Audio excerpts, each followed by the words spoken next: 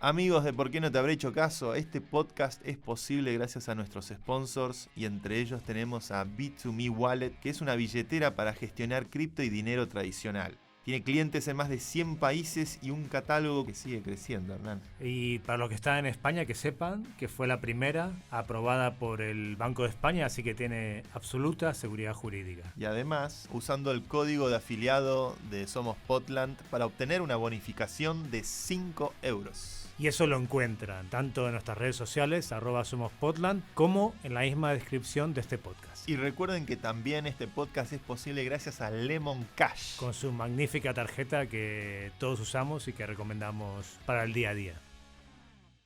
Hola amigos, vengo a decirles algo. La inversión en criptoactivos no está regulada. Puede no ser adecuada para inversores minoristas y perderse la totalidad del importe invertido. Es importante leer y comprender los riesgos de esta inversión que se explican detalladamente en esta ubicación, podland.com/aviso. Y ahora disfrutad del podcast. Diciembre de 2022. Doha, Qatar. Argentina se enfrenta a España para conquistar el máximo trofeo internacional en la final del Mundial. Estamos en el minuto 90, pelota para el conjunto albiceleste. Vamos Argentina, esta puede ser la última. Lo Celso para Di María y va el Fideo. Lo encara Jordi Alba, pasa el Fideo, ahora va para Messi, solo Messi, amaga Messi, tira, ¡gol!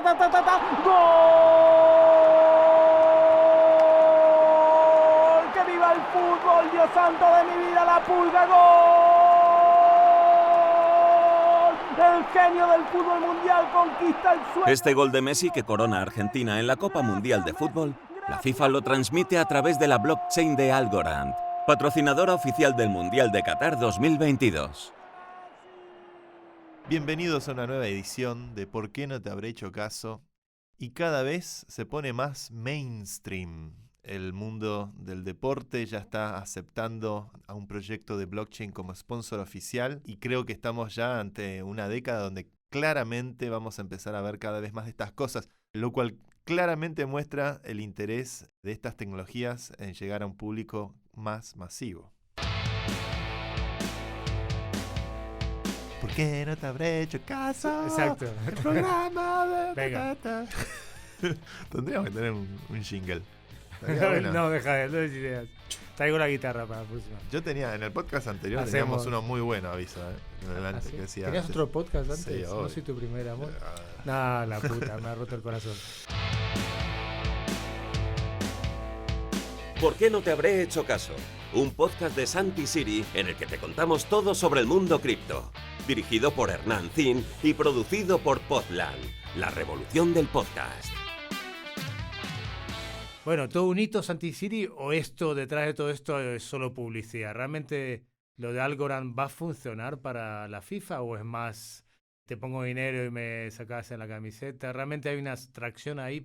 Bueno, partamos de la base de qué es Algorand.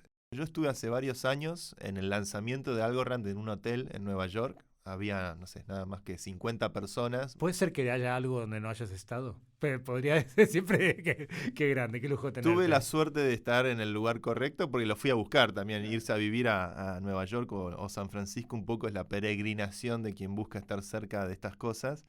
En aquel momento Algorand es una inversión de un fondo americano que se llama Union Square Ventures, que quizás es el fondo más importante de Nueva York o con mejor criterio a mi humilde entender, liderado por Fred Wilson, un famoso bloguero también que escribe sobre inversión y capitalismo. Y Algorand es un proyecto creado por Silvio Micali. Te voy a contar una anécdota sobre Silvio Micali. Suena italiano, ¿no? Un Suena italiano de como... Sicilia. Vale. De Sicilia. Silvio Micali tiene en su haber el hecho de ser autor del primer paper en los años 80 que habla de Zero Knowledge Proofs. Zero Knowledge Proofs, todavía estoy mencionando un tema que todavía mucha gente que nos está escuchando no conoce, pero les puedo asegurar que de aquí a los próximos 3 años se va a hablar cada vez más de esto. Yo no lo conozco, si me lo puedes explicar te lo agradecería. Me sumo al público, no sé si es explicable o no. Es explicable, en castellano vendría a ser pruebas de cero conocimiento. Y como su nombre lo indica, un Zero Knowledge Proof es básicamente un algoritmo que permite criptográficamente verificar si algo es verdadero o falso sin conocer el contenido de lo que se está verificando. Entonces, por ejemplo, para un sistema de votación, yo puedo verificar que efectivamente votaste sin conocer el contenido de a quién votaste. Qué bueno. Y todo lo que, si miramos un poco el roadmap hacia adelante, de cómo van a escalar los blockchains como Ethereum, Algorand o todos los Proof of Stake, son blockchains que van a escalar al final del día haciendo Zero Knowledge Proofs en los rollups. Los rollups son estas cadenas Layer 2 que permiten llevar tráfico a descongestionar un poco el tráfico del mainnet. Y la forma más eficiente para que un rollup pueda cotejar con lo que ocurre en mainnet y lo que ocurre en el rollup siempre fueron pruebas de fraude, donde los rollups optimistas, por ejemplo, asumen que todas las transacciones son verdaderas a menos que alguien diga lo contrario.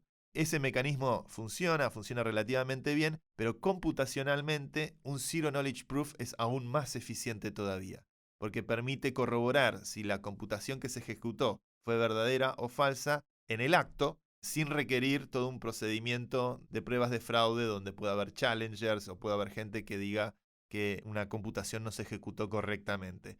Por lo cual Silvio Micali, que es un hombre mayor, tiene 60 años y ha estado involucrado con la criptografía y las ciencias de la computación desde hace mucho tiempo ya, es una de los próceres de la computación teórica y del pensamiento de este tipo de sistemas. Tener en su haber la cocarda de ser coautor o coinventor de la idea de Zero Knowledge Proofs es algo realmente muy prestigioso.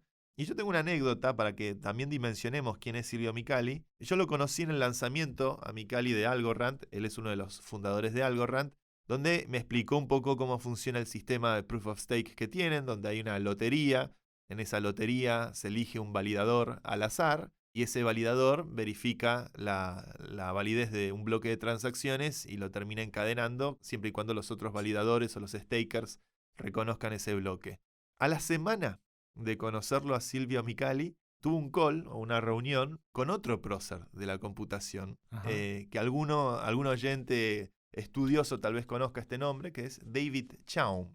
David Chaum también es uno de los próceres de la criptografía de la década del 80. David Chaum, de hecho, inventó varias de las técnicas criptográficas que podemos ver en los sistemas contemporáneos como Bitcoin, como Ethereum. Inventó sistemas de votación secretos y demás.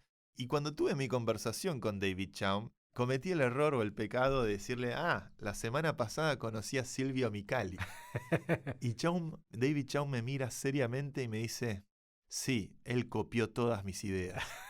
Y ahí inmediatamente me di cuenta que estaba ante una situación del orden Tesla-Edison, donde evidentemente dos genios que se odian. Y Chaum me decía, el problema del modelo de Micali es que no usa decoys. Fíjate cómo piensan estos tipos.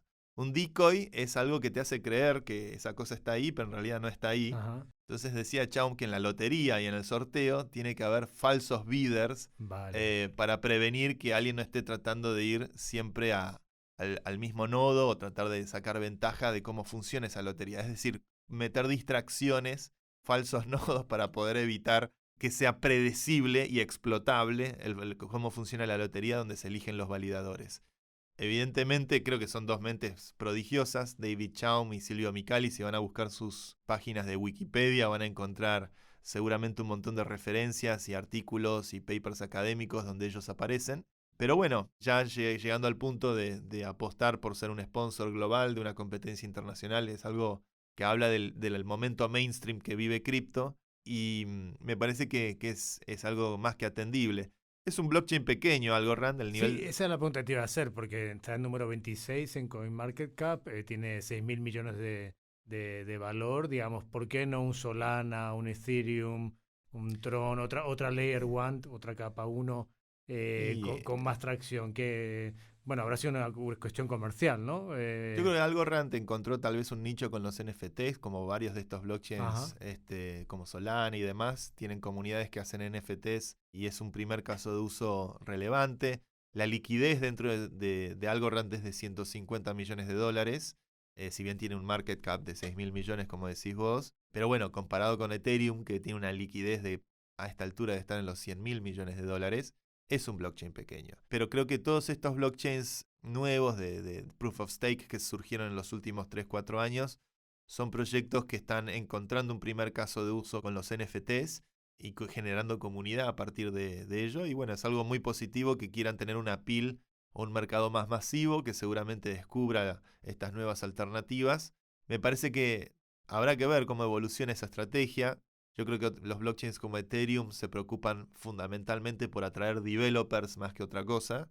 Y eso tal vez no es el mercado de FIFA, es un mercado más orientado a cuestiones técnicas o a lugares donde hay ingenieros o hay gente que está tal vez interesada en los temas más vinculados a la tecnología per se.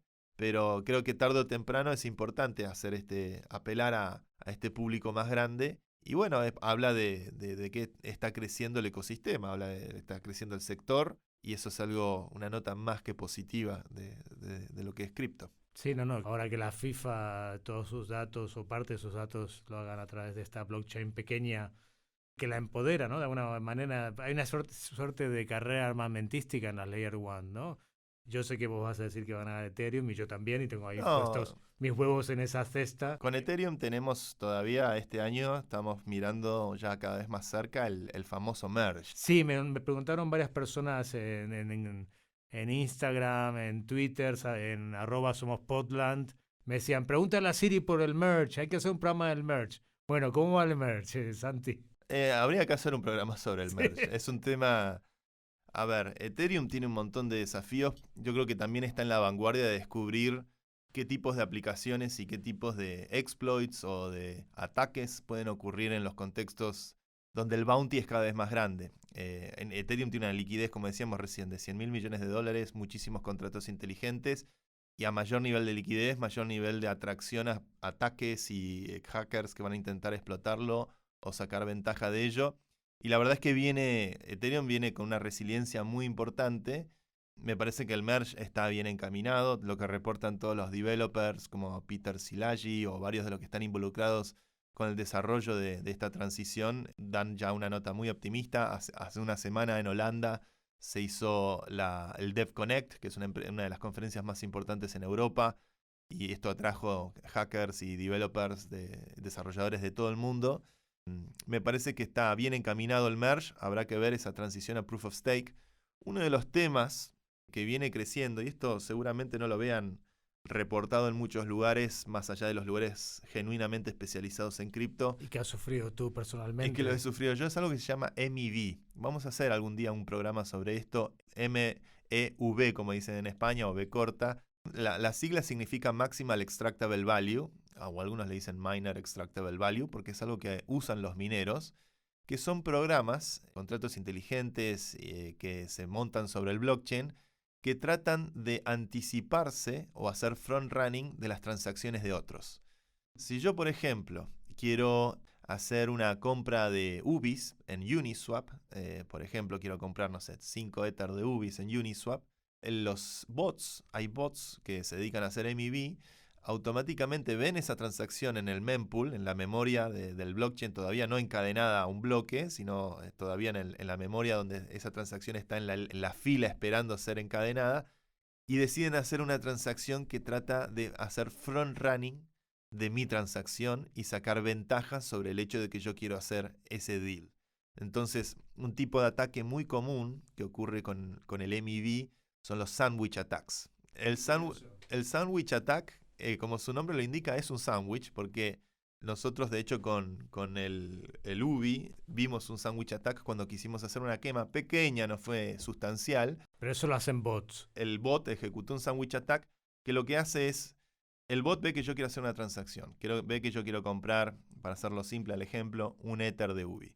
Entonces el bot, como ve que esa transacción todavía no se encadenó al blockchain, decide primero ir con todos los Ethers que tiene y comprar todos los UBIs, todos, los compra todos. Eso cambia el precio del UBI en Uniswap. Y cuando vas a comprar sale más.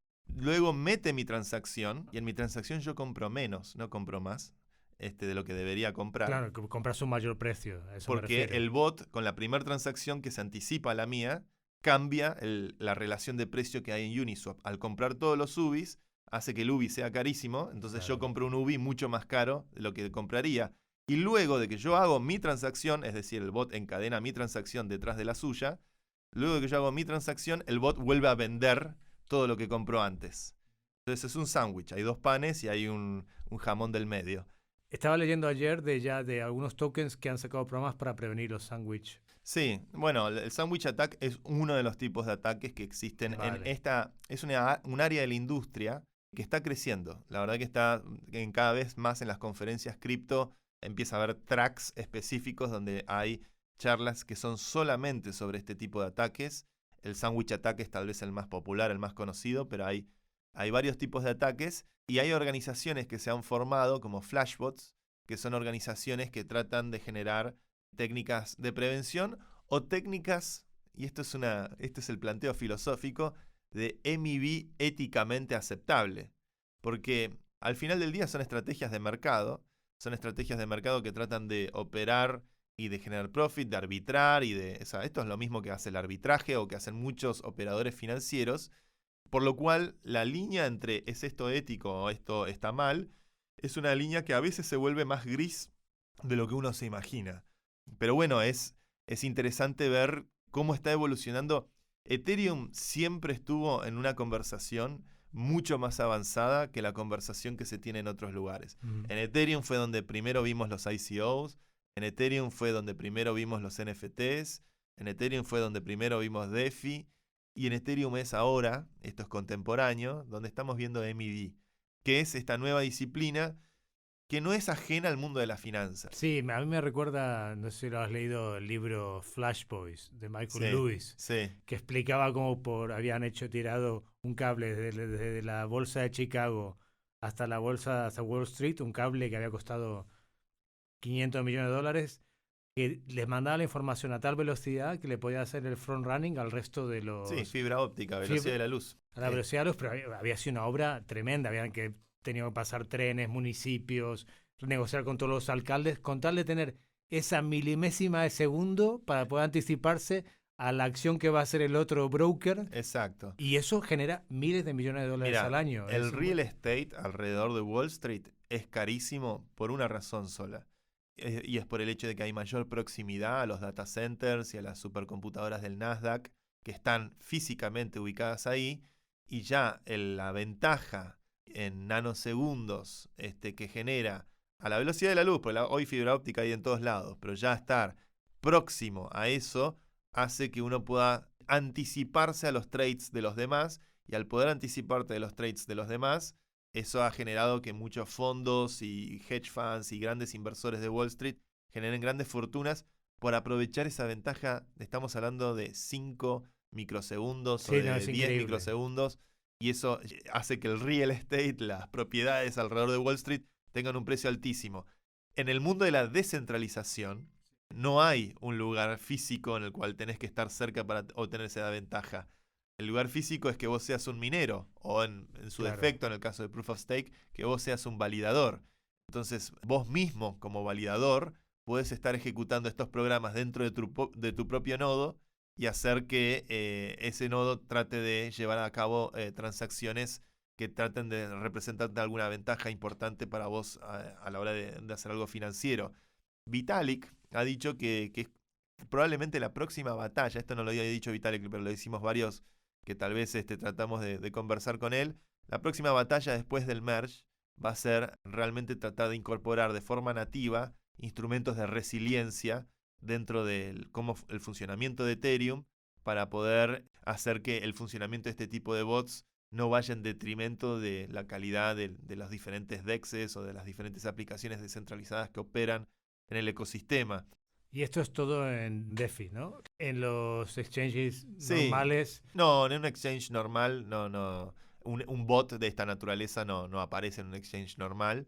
Son bots que comenzaron. Siempre se ven bots de arbitraje y que hacen diferentes tipos de maniobras. Pero bueno, evidentemente creo que con los assets que tienen mucha liquidez es más difícil de ejecutar este tipo de ataques. Pero creo que sí es importante que como usuarios nos eduquemos y tomemos, si vamos a hacer trades importantes de forma descentralizada, tomar las precauciones necesarias. Flashbots es una organización que recomiendo mucho chequear, donde vas a poder tener protecciones para poder hacer trades descentralizados de forma más segura. Bueno, habrá solución para todo. Os prometemos ese capítulo del merge que lo vas a explicar a fondo y que tenemos muchos puestos esperanzas en que sea el paso que lleve a Ethereum al nivel máximo que merece, porque yo te cuento, así es una anécdota, pero el fin de semana hice una transacción con Solana y la perdí. No la encuentro, está perdida ¿Se por ahí. cayó Solana? ¿Qué pasó? No tengo ni idea si se cayó por enésima vez, pero la he perdido. Así que Una de las críticas más grandes que le hacen a Solana es que no tiene un mempool. Los blockchains generalmente tienen una memoria compartida entre todos los nodos, donde están todas las transacciones a ser incluidas en una transacción, en un bloque futuro. Bitcoin tiene un mempool, Ethereum tiene un mempool, Solana no tiene un mempool. Ya me he dado cuenta. Era pequeña, pero todavía me duele. Vamos a incorporar un tercer mosquetero, ¿no? A este... Crece la familia. Crece la familia. Como nadie es perfecto, también es argentino, ¿no? No había Mauro Ordóñez, que es director general de Wowland, que es una empresa que se dedica a hacer actividades en el metaverso, sobre todo branding content, publicidad, cine, documental, viene con todo. Y Mauro, aparte que es un gran amigo nuestro, ha estado la semana pasada, o esta semana. La semana pasada, jueves y viernes pasado. Nuestro primer cronista. Nuestro primer cronista, Ahí, ya tenemos un cronista. Con el micrófono en la mano como Clark Kent, yendo a cubrir los eventos importantes. Bueno, te digo una cosa, la CNN salió, ya hemos superado la CNN, sacó su servicio de suscripción y solo tuvo 10.000 abonados. Y se fundió, ¿no? De Sí. CNN Plus a Lo CNN cerraron. Minus. Lo cerraron. Sí. Nosotros tenemos 100.000 oyentes, ya le ganamos. Así que Somos más grandes que CNN. ya tenemos el derecho a tener un reportero de este nivel como Mauro Ordóñez. Bienvenido, Mauro. Bueno, muchas gracias. Encantado de estar acá con ustedes. Bueno, ¿Qué viste en Valencia? Cuéntanos. Eso, el jueves y viernes pasado, Decentral organizó el NFT Crossroads, que fue el primer evento de NFTs en España. La verdad que fue maravilloso, fueron 2 días muy interesantes. El grupo de gente éramos alrededor de unas 100 personas, que el número fue bastante positivo porque nos dio la posibilidad de hacer... Eso significa que es una conferencia en el momento indicado. Exacto. Cuando son 100 personas es que estás en el momento indicado. Ya cuando son 1000 se volvió algo comercial enorme. Sí, tiene una cualidad el hecho de la cantidad de gente que es... Todos teníamos un proyecto, todos estábamos construyendo algo, todos estábamos buscando también conectarnos. Entonces tuvimos la posibilidad de hacer ese elevator pitch y después tener una segunda ronda en donde generamos una conversación más neutral a nivel business y empezamos realmente a conocernos como personas. Era un grupo de sub 40 la mayoría, dentro de ahí está Siri. En el límite está Siri. Que siempre está ahí, dentro está. Y los que sobraba la edad... Mira, seguiremos haciendo de podcast dentro de 5 años y dirá que es que tiene 39, sí. Vamos. Bueno, y los pocos que estaban por encima de esa edad lo recompensaban con la actualidad de sus ideas, que estuvo muy lindo.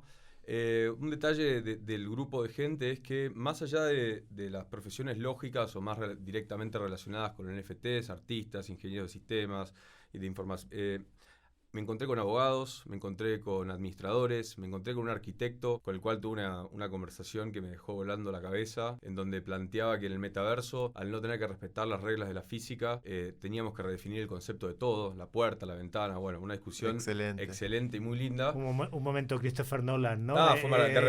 Inception. E hizo referencia a Inception, así que no estás lejos de ello. Otra cualidad de las conversaciones que fue muy linda es el contenido no financiero, ¿viste? Como generalmente cuando te acercás a las personas a hablar de cripto, lo primero que te hablan es la cotización de Bitcoin, que subió Ethereum, que cuál compro, que... Bueno, acá esa etapa ya la pasamos todos y estábamos todos viendo, ¿viste? Qué proyectos se pueden armar, qué se puede generar alrededor de esto y cómo podemos realmente influir en la vida de las personas. ¿Y qué fue lo que más te impactó? ¿Qué de ese, si se puede contar, ¿no? Sí, mira. De ese one-to-one, que será como las... Yo voy mucho con Dockland a festivales de cine, voy a Berlín, voy a Cannes, y te juntás con una tele, con otra, le vas contando tus ideas, o con productores, a ver si sumás fuerzas. Bueno, ¿Es un poco así también cómo funciona? Sí, bueno, en realidad era ¿viste? Presentar los proyectos, hablar un poco, conocer a la gente que está en este ecosistema trabajando y generando proyectos. Una cosa que me sorprendió y que fue muy linda fue que éramos todos nuevos, casi todos nuevos al ecosistema. Viste, la persona con la cual que más tiempo tiene desarrollando el proyecto tiene 4 años, 3 años, muchos jóvenes ya con, viste, sub 30, con proyectos, apostando su tiempo a esta tecnología, y la verdad que eso fue muy, muy refrescante. Aparte de lo social, los paneles fueron también muy, muy educativos. quiero destacar 4 puntualmente. Primero, antes que todo, quiero hablar de Gigi Graciosi, que es la encargada del Fashion Week de Decentraland. Espectacular. Espectacular. Para empezar, los números que pasó de audiencia, de marcas, etcétera, fue maravilloso, pero se comió el escenario. La verdad que desde que subió hasta que se bajó, manejó al público, hizo chistes, la verdad fue un placer escucharla. Después un proyecto muy interesante, también otra chica, Esther Callahan, inglesa de Manchester, tiene un proyecto de formación dentro del blockchain que se llama Hundo, Hundo, que es muy interesante porque está queriendo desarrollar Learn to Earn, aprender bueno. para ganar. Qué buena idea. Que tiene una relación con el Play to Earn, para los que no saben, es un beneficio, un incentivo económico dentro de los juegos. Lo quiere aplicar para la educación, para estudiar temas nativos del Web3, en donde a partir de cumplir con una tarea te dan un token, te dan un NFT, que eso después se revalúa económicamente en el tiempo, y a través de ese incentivo después genera una especie de currículum, que en realidad es una especie de checkpoints de tareas que sabes cumplir, y con eso presentarte al mercado laboral interno de Web3. La verdad que muy interesante, los invito a que lo investiguen. Qué bueno, porque yo estaba leyendo, bueno, el otro día que vino Jimmy, que fue uno de los programas que más éxito ha tenido en la historia de ¿Por qué no te habré hecho caso? De hecho, yo puse un tweet y tuvo 250 retweets, me sentía como Santi Siri, un hombre popular en Twitter. Y Decentraland tiene una parte de educación también, ¿no? Que está fuerte, que me parece excelente que se pueda uno en el metaverso estudiar, ir a un museo, ir a un Fashion Week, ir a lo que queremos crear nosotros o que quieres crear tú con Wowland, a todo el tema del cine, de la industria de la comunicación. Me parece que en ese sentido, bueno, sí, el metaverso es un lugar de encuentro para tantas cosas distintas. Sí, incluso también van a hacer un Career Conference de este año, hace poco, así que entren a la página que es hundo.careers, investiguenlo porque es muy interesante. Está todo en desarrollo la gran mayoría de las cosas, pero es la verdad que una aplicación muy... Esta tendencia al Learn to Earn la vengo viendo también. Ah, sí, la habías visto antes, He visto Santi. otras iniciativas. Me parece que Play to Earn dejó como inspiró a muchísima gente. El caso de Axie Infinity el año pasado, que si uno mira después las curvas de Axie, generó un boom enorme de adopción y luego se pinchó un poco porque al fin y al cabo un poco la dinámica del token de Axie dependía de que entre más gente de la que sale a un juego. Pero bueno, los juegos tienden a ser modas. ¿Quién juega hoy al Angry Birds? Nadie juega al Angry Birds hoy en día. Los juegos quedan un poco como moda. Pero bueno, sigue en el número 48 del ranking de serio? cripto. Sí, Axie sigue traccionando.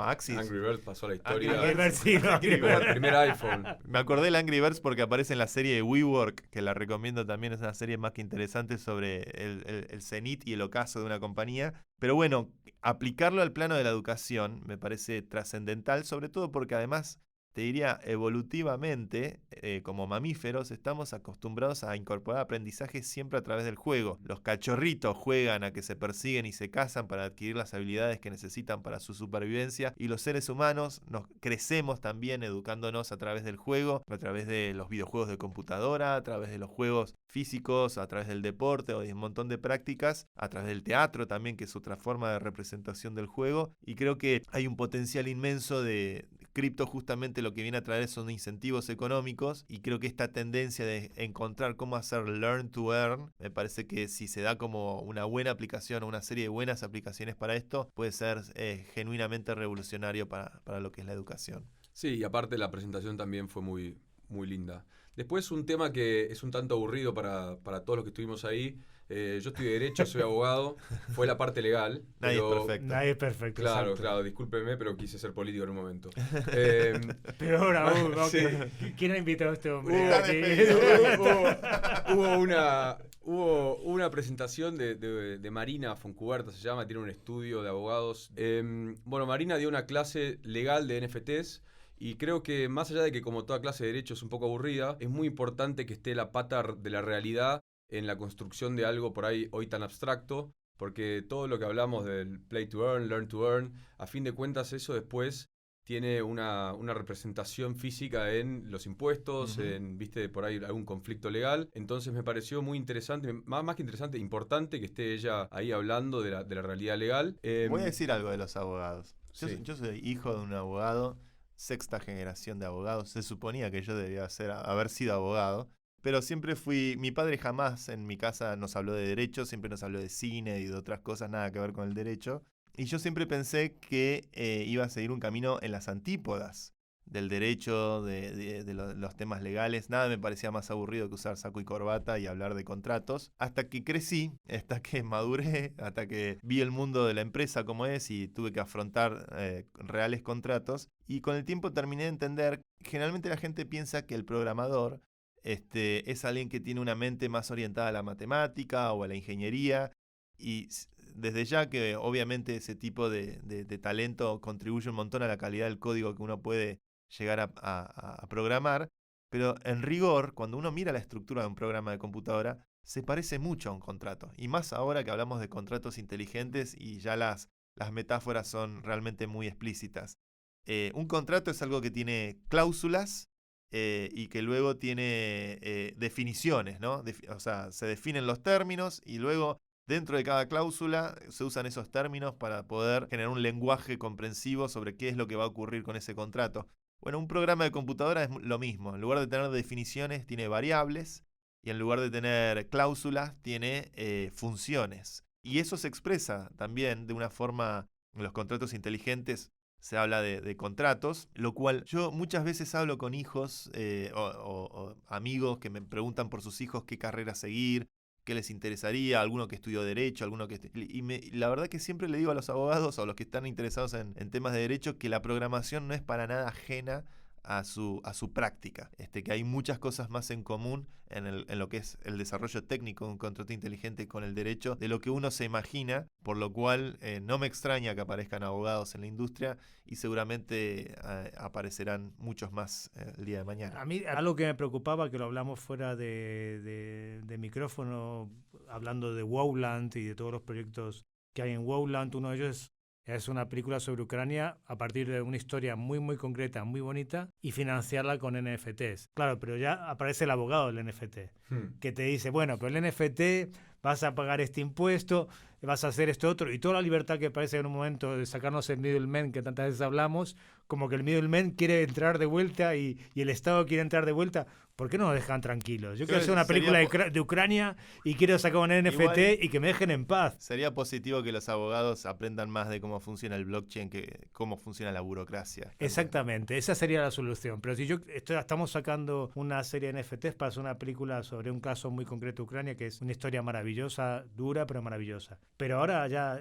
¿Por qué se meten los abogados en los NFTs? Explícame. Bueno, Mauro. también porque hace no tanto el gobierno español reglamentó una ley en donde la venta de NFTs entre españoles va a estar... Si se prueba que el que compra el NFT y vos lo vendés es español, vos tenés que pagar el 21% de IVA. Entonces ahí también tenés que estar atento reglamentariamente, porque después si no lo declarás en tus impuestos, viste, te cae Hacienda con todos los colmillos. Entonces por eso digo que es muy importante que esté la pata legal.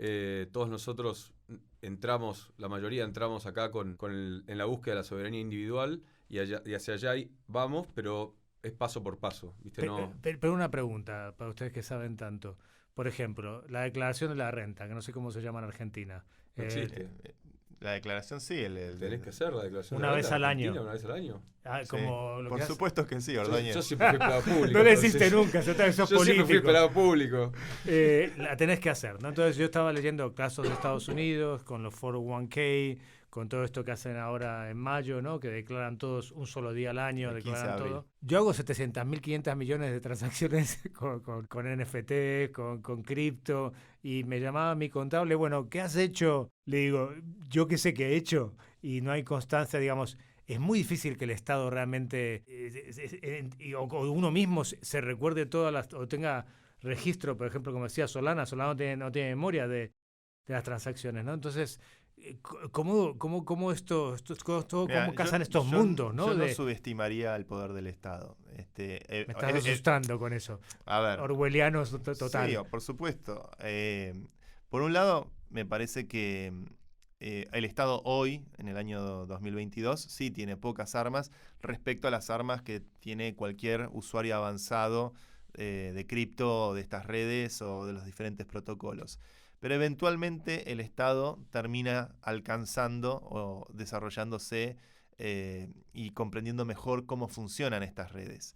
Y en ese sentido, las herramientas, por ejemplo, de Chain Analysis, que se dedican a analizar los movimientos o los flujos de dinero en el blockchain, son herramientas que se han ido sofisticando cada vez más para perseguir dinero del terrorismo, para perseguir Eso me dinero parece perfecto. del lavado de dinero, Ujú. pero potencialmente también para perseguir evasores.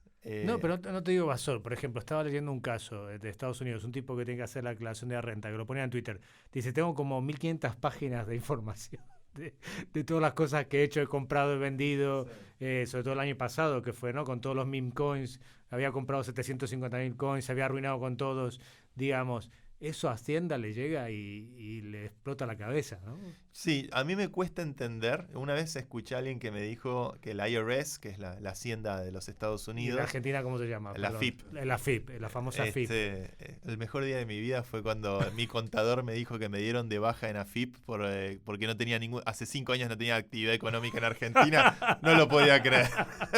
No, todo bien con AFIP, pero yo en muchos años reporté al IRS, que es mucho más serio, me parece, que la Sí, AFIP. pero te Sí, digo vas que preso. Sí, Vas no, preso no, si no pagás. no es no, y algo... acá también más de 120.000 euros de evasión vas preso. Sí, el sí. tema es que leía que al final hacemos muchas transacciones en el blockchain. Pero, Hernán, para un programa, Sí. analizar esas transacciones no es complicado.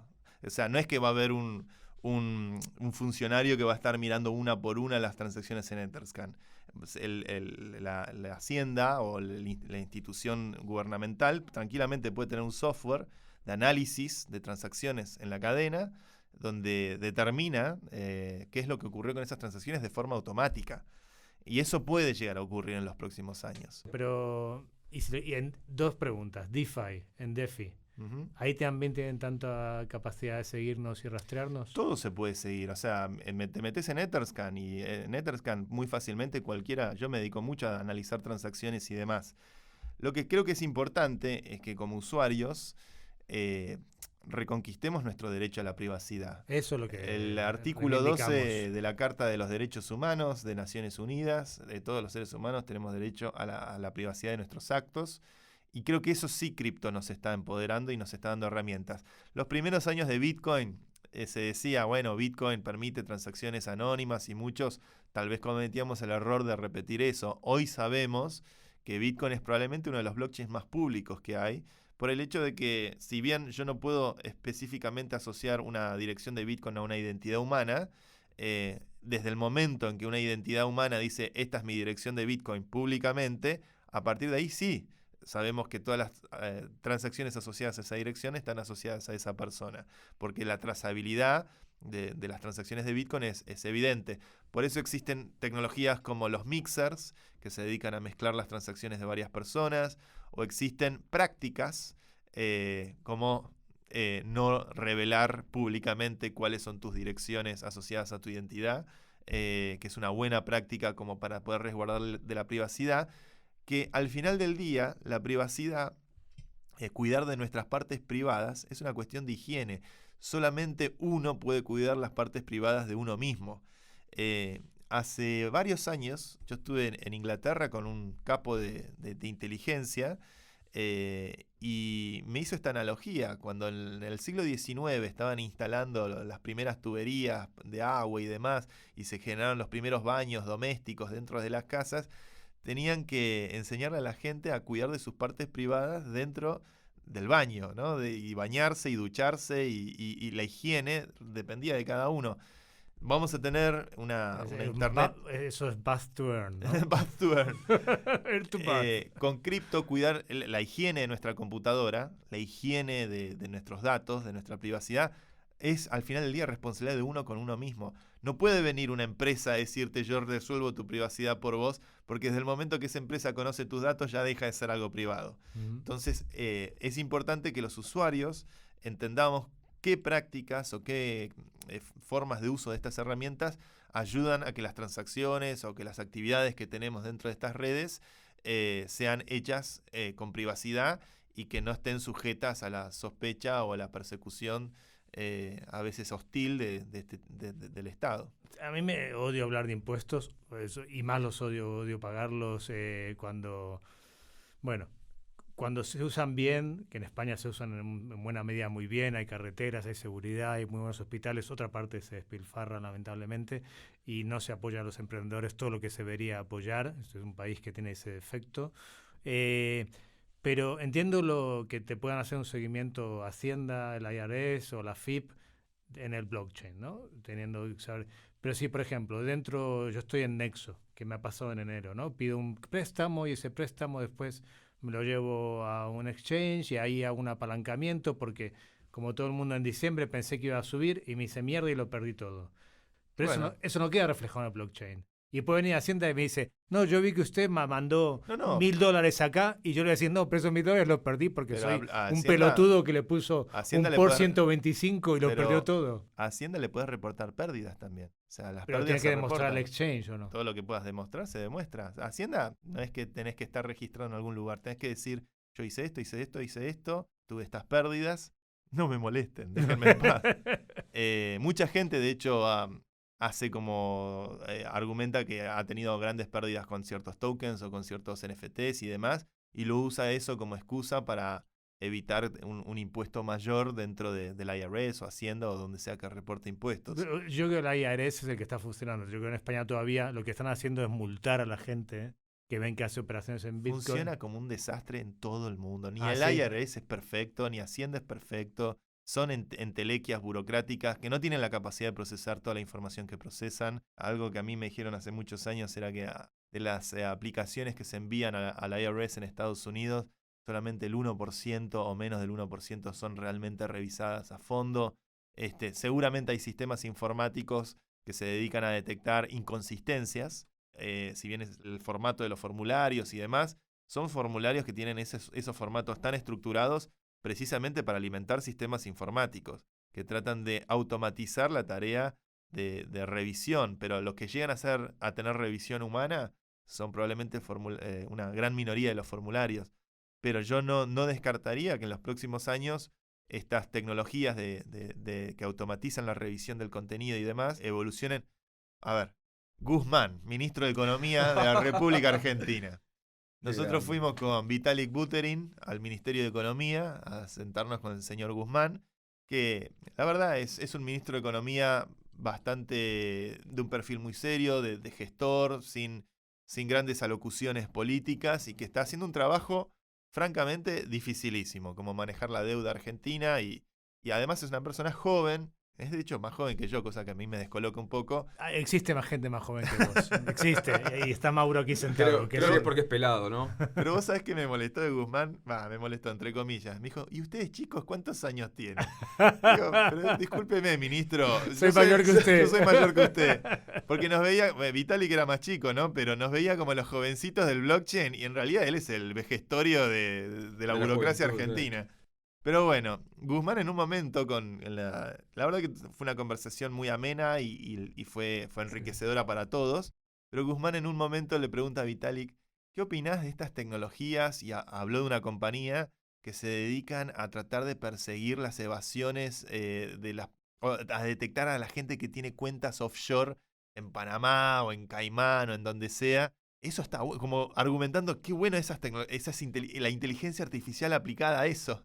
Y es como lo que le estaba preguntando a Guzmán a Vitalik, que es la antítesis de lo que es cripto. Que cripto es el derecho a la privacidad, el derecho a la soberanía sobre nuestros activos, es el derecho a que los humanos estamos por encima de todas las cosas y no al gran hermano que desarrolla mayores músculos de inteligencia artificial para detectar cuentas offshore o evasión y demás. Pero bueno, que Guzmán le haya hecho esa pregunta a Vitalik habla de los intereses que representaba Guzmán, o de hecho el número uno de lo que es la hacienda y la economía en un país como Argentina, que evidentemente su atención o su interés tecnológico va por tecnologías de inteligencia artificial para analizar transacciones o cuentas offshore y detectar evasores. Y eso, hay algo que dice Peter Thiel, que es AI o inteligencia artificial es algo totalitario y blockchain cripto es algo libertario. Esto lo ha dicho Peter Thiel en Con lo mal que me cae ocasiones. Peter Thiel, pero bueno, ha dicho algo inteligente mucho tiempo. Peter Thiel es un personaje realmente para diseccionar y analizar en detalle. Les recomiendo el libro de Contrarian. Ahí lo disecciona, es un personaje tan contradictorio, ¿no? Pero Yo recomiendo el libro de Peter Thiel, From Zero to One, que es Peter Thiel desnudo diciendo realmente lo que piensa, sin él ningún pasó, tipo de... Él pasó de estar en la fundación de Facebook a ser el primero que le puso dinero a Trump. Es un personaje muy Y contradictorio. estuvo en eBay con Elon Musk. Y seguramente... Y gana mucho dinero de DARPA, de toda la con investigación Elon militar Musk- de Estados Unidos. Con vamos. Elon Musk estuvo en PayPal. En PayPal, perdón. Fue el primer inversor institucional de Facebook con un cheque de $500.000 que después cotizó en 1.800 millones. Y bueno, es hoy probablemente esté detrás del deal de Elon Musk con Twitter. No lo dudes, porque es un paso.